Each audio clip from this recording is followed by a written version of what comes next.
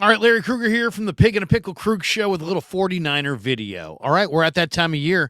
We got a real good idea of what the 49ers look like going to training camp, and they look really good, I think. I think they look really good. But there was a tremendous article today in NinersNation.com by our good friend Jordan Elliott talking about three free agent edge rushers the 49ers should target. And one of them is a guy that I've been arguing about, arguing the Niners ought to get for this entire offseason, and that's Leonard Floyd, the ex-Ram. And to me, guys, Leonard Floyd, the 49ers are Leonard Floyd away from going to the Super Bowl. That's what they need. They need Leonard Floyd. He's coming off 3 really good years with the Rams.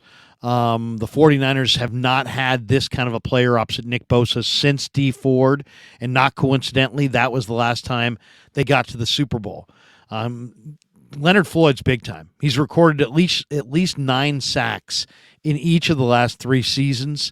He had an 11.2% pressure rate as the Rams' primary pass rushing threat for the majority of last season. He's only 30.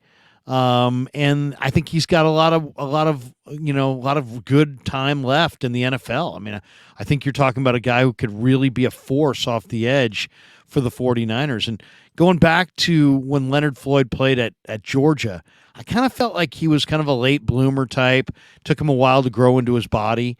I mean, we're talking about a player who's about 6'6", 245 pounds, long arms, huge hands, ran 4.6 coming out, 1.6 10-yard split, but crazy athlete, 39.5-inch vertical, 10.7 broad jump. Those are fantastic scores.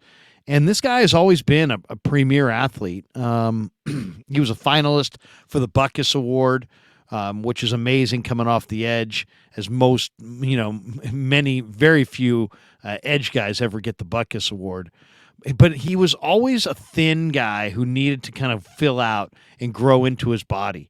And he's done that the last few years. And I just think the upside potential of this player is really, really good. He's got length. He's an incredibly athletic, rangy defensive player. He's got great chase speed. I mean, this guy will chase down plays sideline to sideline. I like the motor. I just felt like playing on that line with Aaron Donald and Von Miller showed him that, man, if you have an elite motor and you just play hard all the time, what it can do for you. He's coming off of playing some of the best football of his career. The Rams are hugged up against the cap. Otherwise, I think they'd have this player re-signed. But we're talking about a guy with long arms, quick twitch, incredible change of direction, and he will hustle on the backside.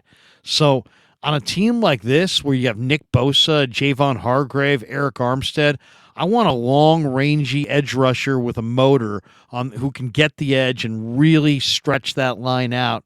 And this is the guy who can do it. Now, what are his weaknesses? Because all players have weaknesses. Well, he's always thought to be kind of a thinner guy.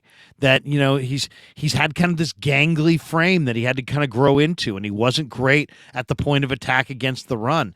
And a lot of people would ding him coming out of Georgia as he doesn't have great play strength, and he's not necessarily built like a thick defensive lineman. He's built like a safety or a receiver or a corner. He's very linear, and he definitely is not a guy that's going to dip his shoulder and really set the edge against the run. He's going to burn the edge as a pass rusher.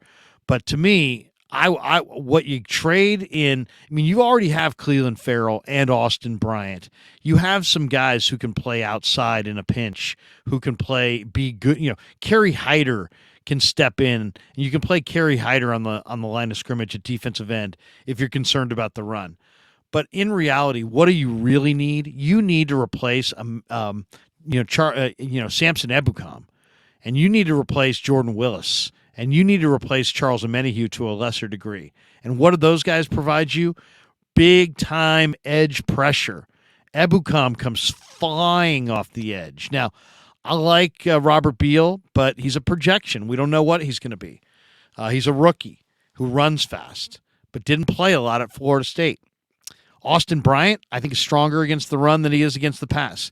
Cleveland Farrell has 10 sacks in 4 seasons. He's never really been known as a big-time edge guy. What he really is very strong against the run and a guy that can be put inside in certain, 4 defensive end alignments, and he can play the run from inside. Leonard Floyd gives you what you don't have. He's got that crazy bend. He's got that crazy ability to set the edge, as far as to get to the edge as an edge rusher and to go after quarterbacks. This is the guy that's going to make that offensive tackle shoot out. This is the guy that's going to prevent Nick Bosa from getting chipped.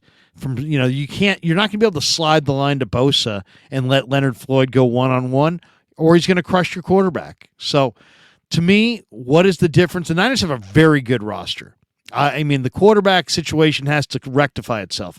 Somebody's got to emerge. Either Brock's got to be healthy, Darnold or Trey Lance have to step up. That's a major question, clearly. But if Brock is healthy, 49ers have they got enough offensive linemen. They got enough running backs. They got enough tight ends. They got enough wide receivers. They got more than enough linebackers. They've replenished in the secondary. The one spot where they need a difference maker is defensive end opposite Nick Bosa. And the one guy who absolutely would vault them past the Eagles, past the Lions, any other team in the NFC you want to throw out there, and into the Super Bowl is Leonard Floyd. John Lynch, go get Leonard Floyd, and you will wind up in the Super Bowl. All right, hope you enjoyed the 49er video. Thanks to Pig and a Pickle for being the title sponsor of the Krug Show. Check them out in Emeryville and Corte Madera. They're open 7 days a week in Marin, Wednesday through Sunday in Emeryville. Pig and a Pickle, the best barbecue in all of Northern California. And once again, thanks for supporting the Krug Show on YouTube.